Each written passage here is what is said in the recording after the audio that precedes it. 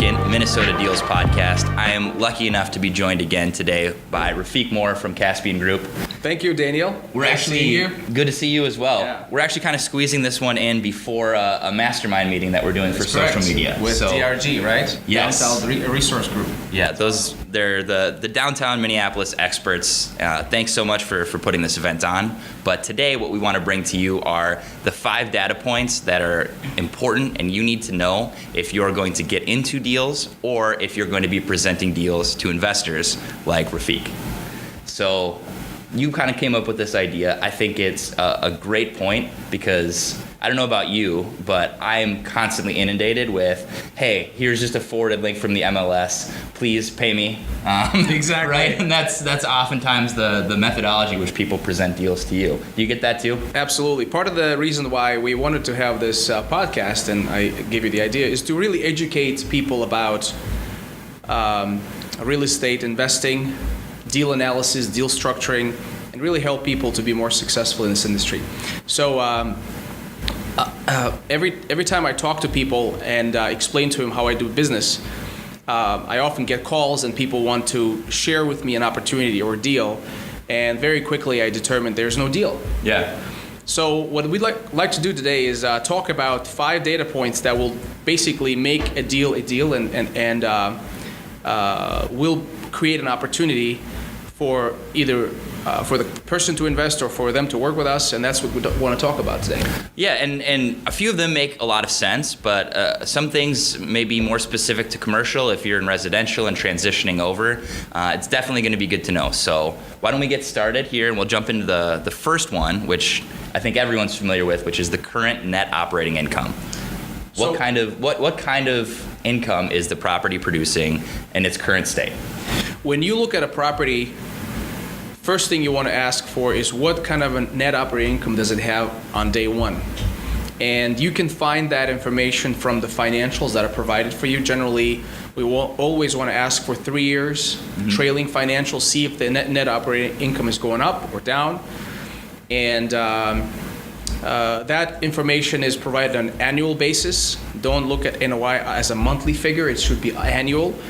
And current NOI is basically comprised of total rents received minus all of the operating expenses, not including debt. So you don't want to include interest related to a mortgage or...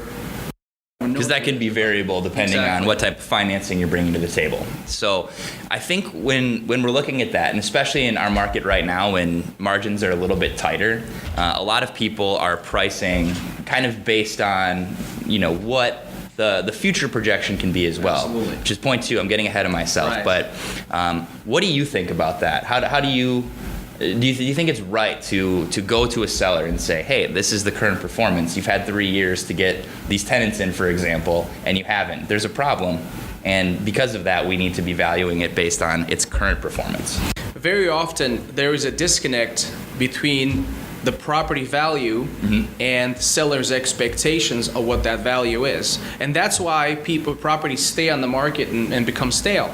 So often, real estate professionals use projected NOI as a way to value the property. They say, well, if you buy this property today, you can make X amount of dollars in the future, so pay me based on the future income. And I want to make sure that all of our viewers understand that that's basically incorrect. It's serving the seller. We need to understand the projected NOI and then use that figure as our value after we stabilize the asset. And there's a very easy formula between, the net operating income and the value of the property. Right. So the second data point that's extremely important for anybody to understand is projected net operating income, and you want to basically know what is the value of what is the income that the property is able to produce once it's stable. And that takes a lot more knowledge and insight, right? You need to know that market. You need to know what market rents are going to be. Absolutely. You need to know what type of improvements are going to get you to that as well. So you have to do a little forecasting. Absolutely, and research and understand the market. And so knowing the market is extremely important where you invest. Yes. And for both of these, for when we're talking about net operating income and we're looking at figures that are produced by the seller, it's extremely important to know what the market really is like, because oftentimes they're going to be telling the best story that they can for their seller. Always. So The next thing that I think anybody should ask and know, and that has to do with the ability to finance the property and really whether the property is in distress or not, is the debt stack or debt structure currently in place on the property. The negotiating strategy is different on a fully paid off asset or property versus a fully leveraged property. My first question for a seller is around seller financing. Seller financing is most of the time non-recourse, meaning you don't have to sign a personal guarantee. Many times sellers finance my down payment, which is a great ability to basically buy real estate without having a lot of your own cash. And we're Right. going to talk about it in some future episodes, how to buy properties without any money out of pocket.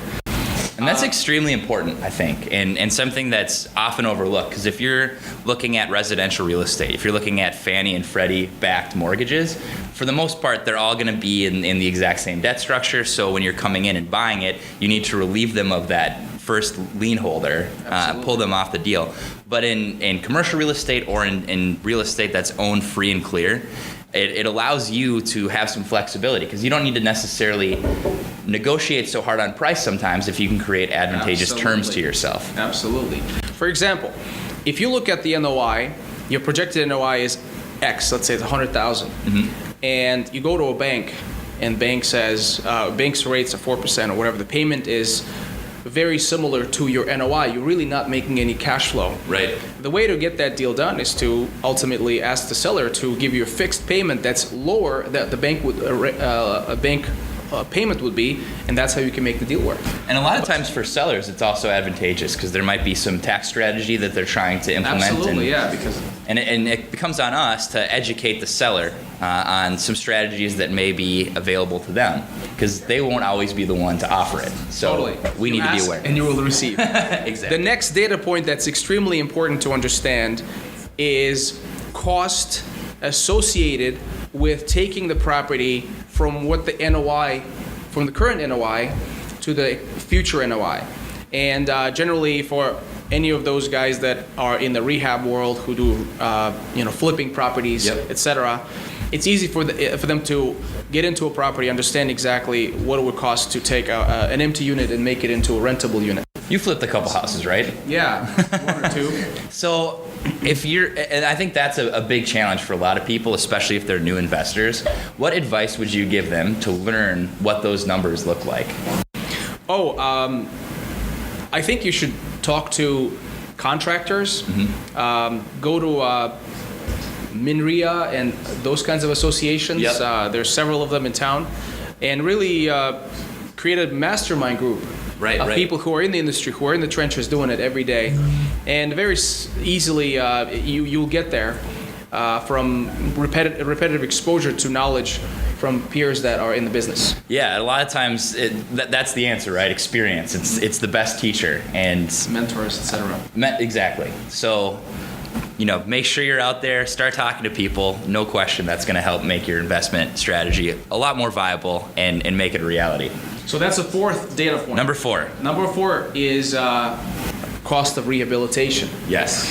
And the final data point that we're going to talk about today is the expandability. Sometimes when you look at a property, what you see might not be what's the best use for the parcel or property. Sometimes you might have a property that sits on half the lot or a third of the lot. Right. So there's ability to Split the split the lot and sell it, Right. or to add an addition, or go vertical and add 3 or 4 floors. All of those things are additional values that you might be able to create as a result of improving the property. So you always want to understand those things and understand how the expandability will reflect in your projected NOI. And you mentioned earlier when we were talking offline, zoning and Right. some of the benefits that can go along with having the right zoning. Totally. So, as a real life example, I'm buying a duplex right now in South Minneapolis, and it's set up as a duplex, but it's currently zoned R5. Oh, and the great. neighbor's house next door is zoned R5 as well. I'm buying it just as if it were zoned R2. So R5 allows for a much larger multifamily development in the future. That's just some added value, right? Like, isn't that a Absolutely. more desirable deal to you to know that you have the potential to do more? Generally, when you own a property like that, you want to see the value beyond the cash flow, because an R5 in particular, there's people who will pay you crazy numbers. Yeah. You know, the cap rate, the NOI goes out the window for the present structure. Right. Because if it's an R5 and you can put up an apartment building, they will pay way higher amount for that asset. That land just has so much more underlying value. Absolutely. And that's an important consideration. So always make sure you're looking for that as well. So you need to learn, grow, talk to people who are in the industry, and that's how you can become successful in this industry. Call Caspian. Call VSM Commercial.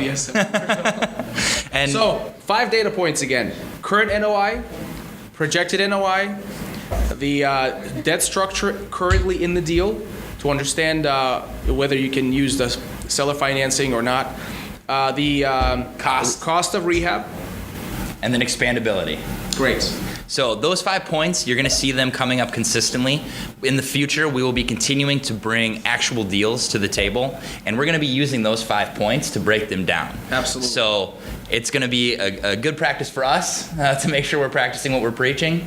You guys can help us stay honest with that, but also it's going to be us illustrating those points for you some more with some real life examples. And I think as long as you remember those 5 data points, it will be very simple for you to understand.